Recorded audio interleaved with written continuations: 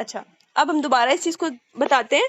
Membrane transport system में ना हमें पता है कि आपकी जो ये वाली ऑरेंज वाली, मैंने इसको थोड़ा सा इसलिए प्रोमिनेंट किया है कि ऑरेंज वाली आपकी इनर माइटोकॉन्ड्रियल मेम्ब्रेन है, और ये जो एम जिसमें लिखा है ये हमारा मैट्रिक्स है, ठीक है। और बाकी है आउटर माइटोकॉन्ड्रियल मेम्ब्रेन, और ये इंटर मेम्ब्रेनस स्पेस, और ये आउटर माइटोकॉन्ड्रियल मेम्ब्रेन, ठीक हो गया। अच्छा, एक बात मैं आपको बता दूं कि इनर माइटोकॉन्ड्रियल मेम्ब्रेन होती है थोड़ी सी जिद्दी, इसीलिए हमें यहाँ पे ट्रांसपोर्टर्स की जरूरत पड़ती है।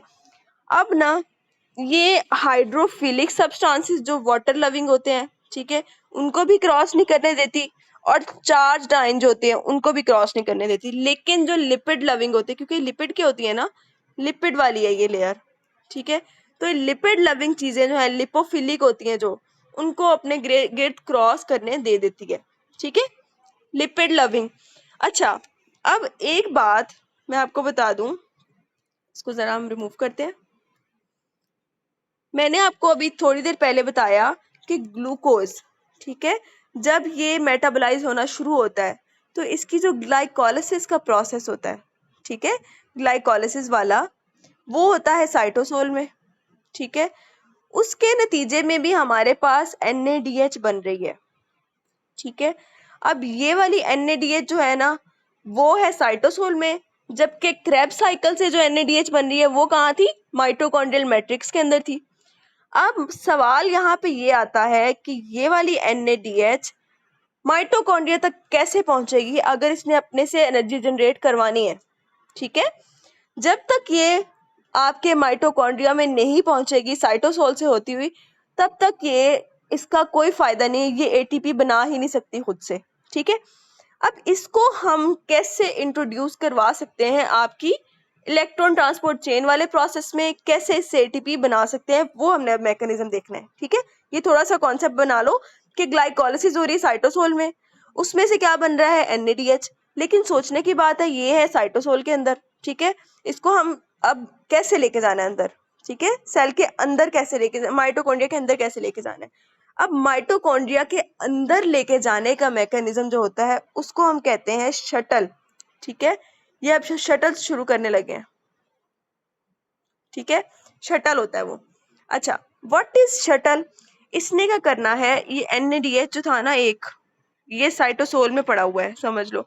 ये बेचारा बहुत उदास है कि मैं इलेक्ट्रॉन ट्रांसपोर्ट चेन में तो शामिल ही नहीं हो सकता, ये आपका माइटोकॉन्ड्रिया पड़ा हुआ है, ठीक है। इसको दुख लगा हुआ है कि मैं अंदर तो जा ही नहीं सकता, ठीक है, मैं कैसे एनर्जी बनाऊंगा। तो यहाँ पे मसला क्रिएट हो गया। तो यहाँ पे ना जब उसको ये वो कहता है कि मेरे पास रिड्यूसिंग इक्विवेलेंट तो है, मतलब एक NADH प्लस H पॉजिटिव के पास रिड्यूसिंग इक्विवेलेंट तो है, इसके पास भी 2 electron plus 2 H positive ion है ना। ये इन्होंने तो बेसिक काम करना है इलेक्ट्रॉन ट्रांसपोर्ट चेन के अंदर मूव करके, और हाइड्रोजन आयन बाहर निकाल के ATP जनरेशन में इन्होंने तो बेसिक काम करना है। NAD ने खुद तो कोई काम नहीं करना ना, उसने सिर्फ डोनेट करना है।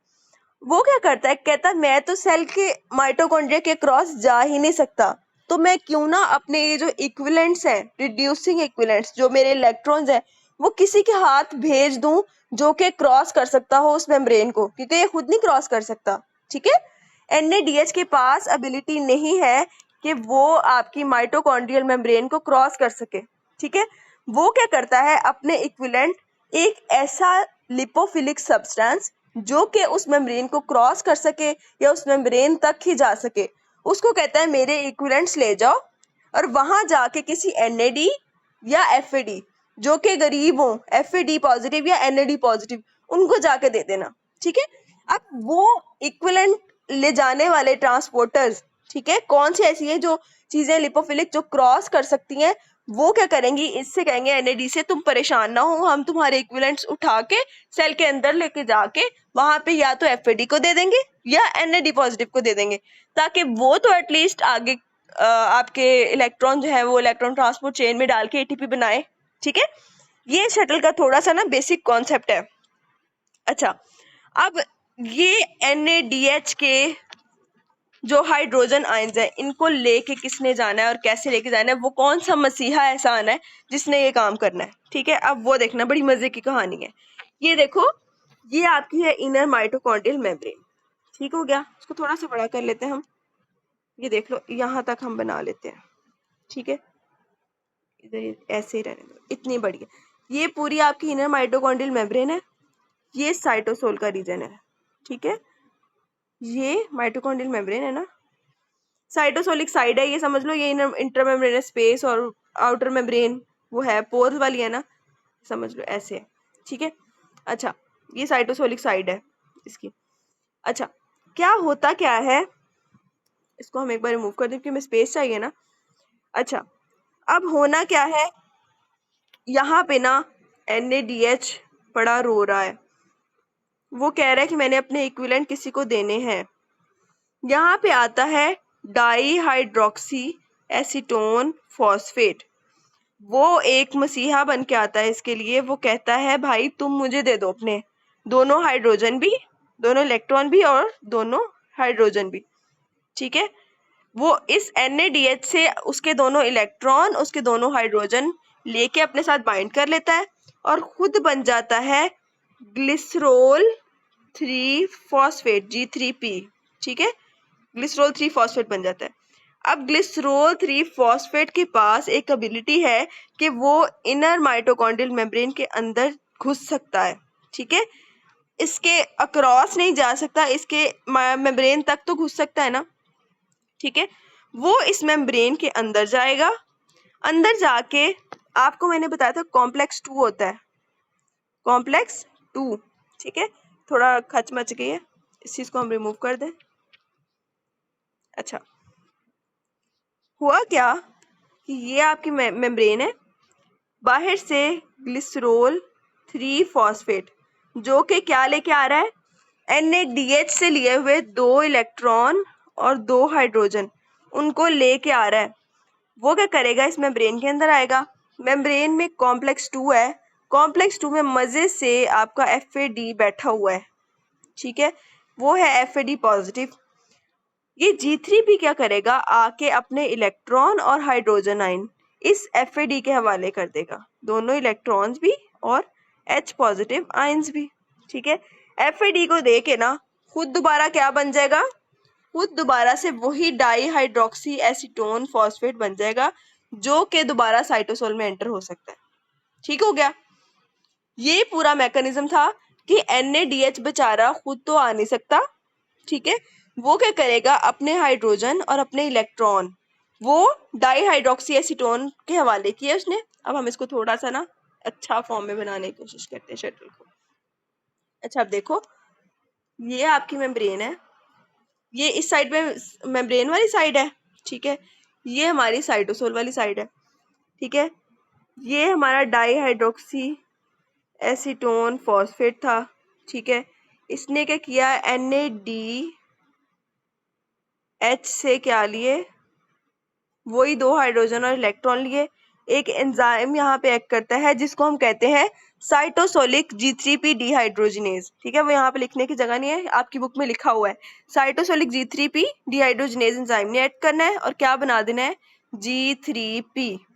अब G3P क्रॉस करेगा इस मेम्ब्रेन को, अंदर आएगा और यही G3P आपके कॉम्प्लेक्स 2 में पड़े हुए FAD पॉजिटिव को ये दोनों इलेक्ट्रॉन थमा देगा, ठीक है। दोनों इलेक्ट्रॉन भी और ये आपके हाइड्रोजन आयन भी खुद दोबारा से डाई हाइड्रोक्सी एसीटोन फॉस्फेट बना के बाहर निकल जाएगा, ठीक हो गया। अब ये कॉम्प्लेक्स 2 आपको पता है ये पार्ट ही आपकी इलेक्ट्रॉन ट्रांसपोर्ट चेन का है।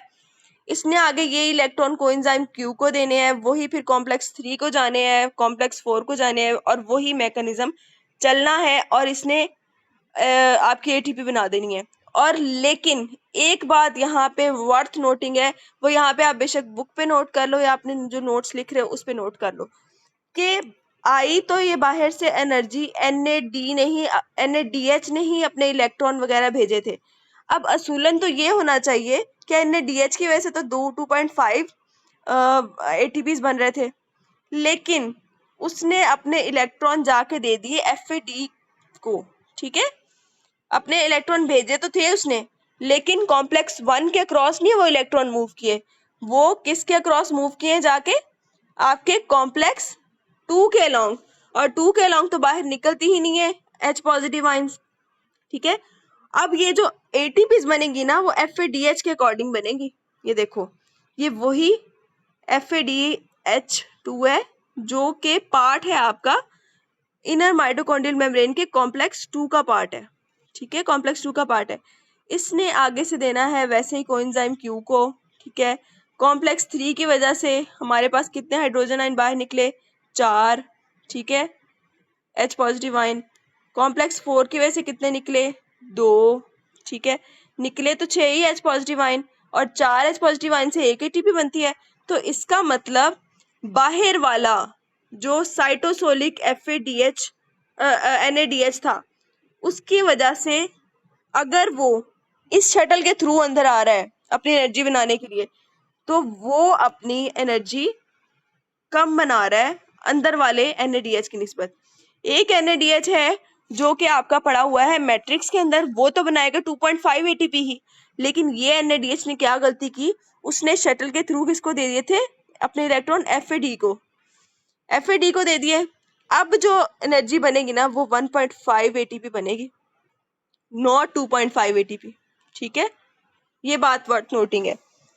मैं आपको डीप कॉन्सेप्ट थोड़े से दे रही हूँ, तो लेकिन ये कि आपका कॉन्सेप्ट इससे क्लियर हो जाएगा और आगे आपको इस चीज़ का फायदा होगा, तो इसलिए अभी इस चीज़ को देख के परेशान नहीं हो रहा। ये हमारा एक शटल अभी कंप्लीट हुआ है जिसको हम कहते हैं हमारा ग्लिसरॉल 3 फॉस्फेट वाला शटल हो गया, ठीक है, G3P शटल इसको कह सकते हैं। और उसके बाद G3P शटल हमारा यहाँ पे कंप्लीट हो जाता है। उसके बाद हम दूसरे शटल पे जा रहे हैं। दूसरा शटल हमारा कौन सा है, उसको हम कहते हैं मेलेट एस्पार्टेट शटल, ठीक है।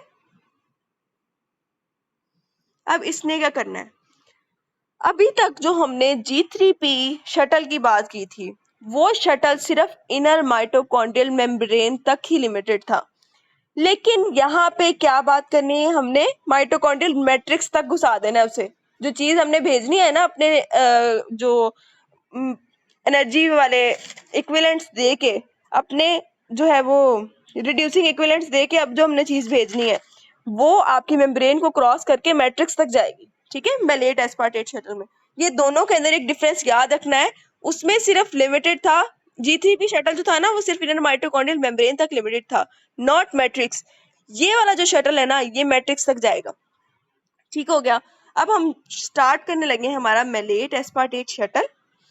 अब हमने इसके लिए एक बाउंड्री बना ली, सॉरी बड़ी गंदी बाउंड्री बनाई है मैंने, ये देखो सीधी सी ये बाउंड्री बन गई। बाउंड्री के उस तरफ हमारा साइटोसोल है। यहाँ पे हमने इग्नोर किया है हमारी इनर माइटोकॉन्ड्रियल मेम्ब्रेन को, क्योंकि हमारा जो चीज मूव कर रही है इसके अक्रॉस वो आपकी मेम्ब्रेन को क्रॉस करके ही आई हुई है, ठीक है। दूसरी साइड पे हमारा मैट्रिक्स है। अच्छा, यहाँ पे क्या होता है कि जो ऑक्सालो एसीटेट होता है ना, ऑक्सालो एसीटेट, वो खुद से आपकी मेम्ब्रेन को क्रॉस नहीं कर सकता। ये इनर माइटोकॉन्ड्रियल मेम्ब्रेन छोटी सी बनाई है मैंने, ठीक है।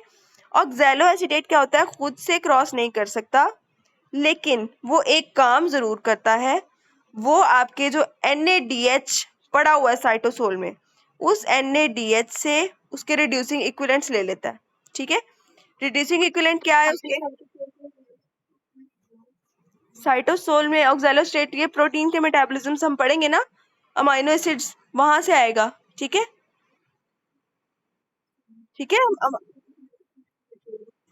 हाँ जी, आप अभी वो पढ़ेंगे ना, हम क्या कहते हैं प्रोटीन्स वगैरह, तो उसमें आएगा। तो अभी हम बात करते हैं कि साइटोसोल में पड़ा हुआ है ऑक्सैलोएसिटेट। वो क्या करता है कि NADH जो बन गया साइटोसोल में, ठीक है, उसको रिड्यूस करता है, उसके इक्विवेलेंट अपने साथ अटैच करता है। जब उसके इक्विवेलेंट इसके साथ अटैच हो जाते हैं, इसके 2 electrons plus 2H positive ions जब इस ऑक्सैलोएसिटेट के साथ अटैच हो जाते हैं, तो ये ऑक्सैलोएसिटेट नहीं रहता, ये मेलेट बन जाता है, ठीक है। क्या बन जाता है, मेलेट बन जाता है।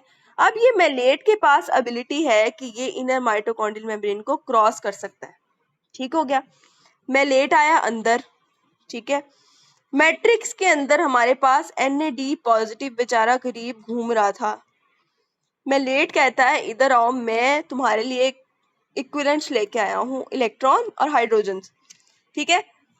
मैं दोबारा से अपनी असल फॉर्म में ऑक्सालोएसीटेट फॉर्म में आ जाऊंगा, लेकिन तुम्हें NaDH बना जाऊंगा। ठीक है, अब ये बन गया NaDH, लेकिन ये आपका मेलेट जो था दोबारा से अपनी ऑक्सालोएसीटेट फॉर्म में आ गया। ठीक है, अब ये जो ऑक्सालोएसीटेट अंदर आ गया है, अब ये अंदर आके तो फंस जाना चाहिए ना, लेकिन अब इसने अपना रास्ता निकालना है बाहर जाने के लिए। ये दोनों, ये प्रोसेस तो हो गया ना, जो मकसद था ना वो इस प्रोसेस में पूरा हो गया, लेकिन मसला क्या हुआ कि ऑक्सालोएसीटेट अंदर ट्रैप हो गया है, उसको बाहर निकालने का हल सोचना है हमने। अब देखो उसको बाहर निकालते हैं हम, अभी देखना अभी उसको हम कैसे निकालते हैं।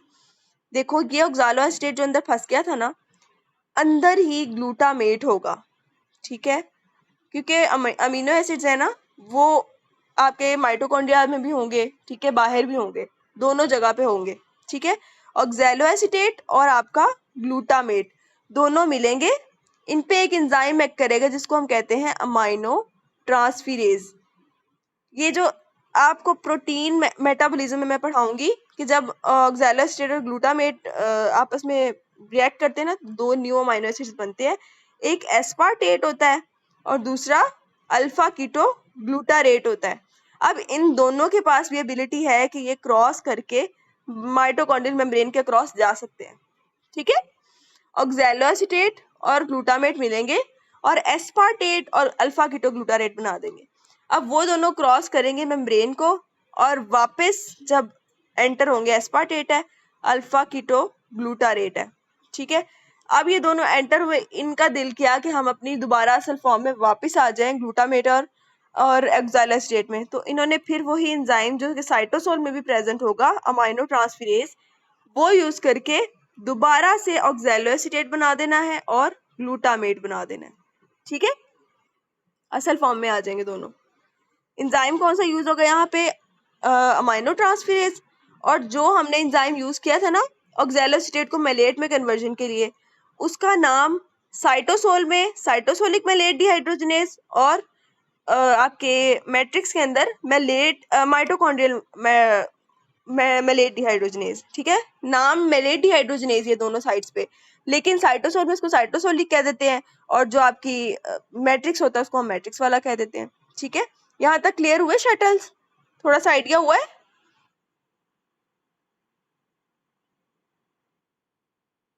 ओके, ये अभी हम